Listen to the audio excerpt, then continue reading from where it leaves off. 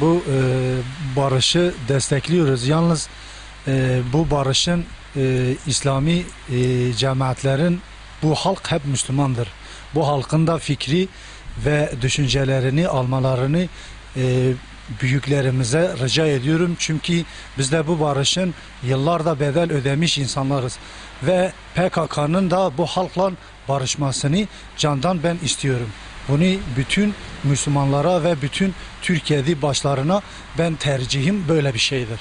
Süreçle ilgili Milli Birlik ve Beraberlik projesi kapsamında son 4-5 aydır başlatılan mevcut olayların dinmesi ve bu olayların olmaması noktasında sürecin kısaltılmış adı barış diye kamuoyunda biliniyor.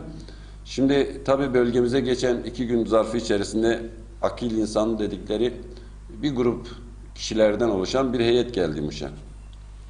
Tabii gönül isterdi ki bu akil insanların bölgede tamamen zarar görmüş insanları fikir ve bilgilerine de başvurmalarıydı. Ama ne yazık ki özellikle şehit ailelerinin hiçbir tanesine çağırmamışlar, bilgi almamışlar, düşüncelerini sormamışlar. Bakınız ben bölgede 20 yıldır, 30 yıldır temsilcilik yapıyorum daha doğrusu. İl Genel Meclis üyeliği yapıyorum. Benim 4. dönem süresi içerisinde bütün insanların ve halkımın içerisindeyim.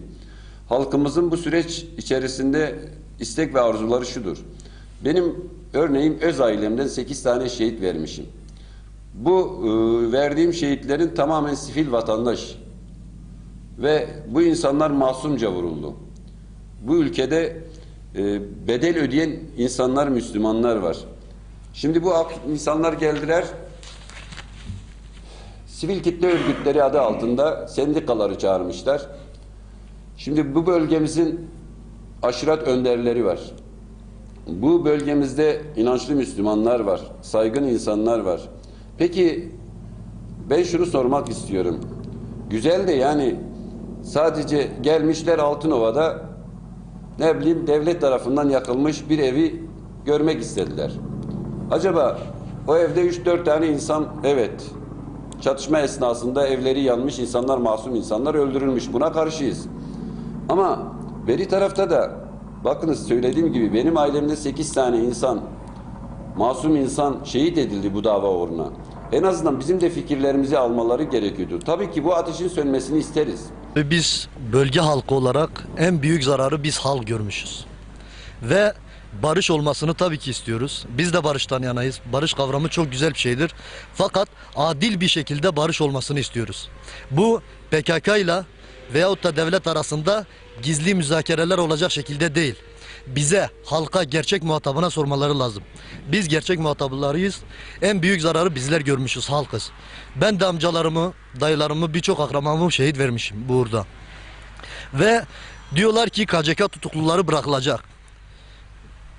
Peki İslami dava için mücadele verenler niye tutuklanıyor? Benim demek istediğim şudur.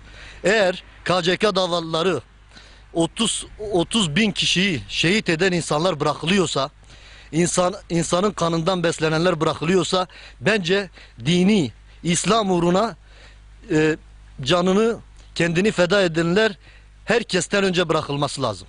Ben barış sürecini destekliyorum. Yani az önce abimin de dediği gibi birçok şehit verdik biz. Yani şahsen kendi babamı da verdim, amcamı verdim. Yani şu an toplamda 10 tane bir şehit verdik kendi akrabalardan dolayı.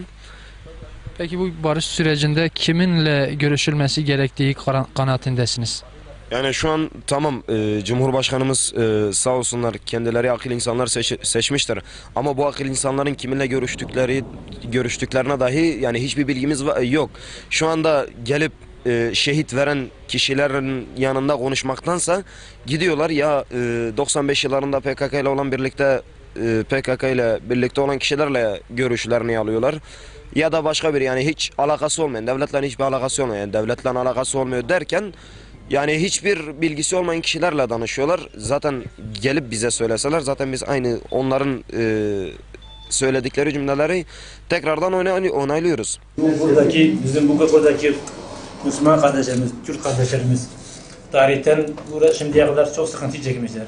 Bu süre içinde de yani son bu 40 yıldır 30 yıldır için çok sıkıntı çekmişler. Buradaki Müslüman cemaatler de diyalog içinde olmamız gerekirken yani bunlar daha kapsamlı olarak bölge genel olarak daha yardımcı olmaları istiyoruz. Yani başta Müslüman cemaatler ve Başbakanımız da yaptığı projeden dolayı biz çok memnunuz.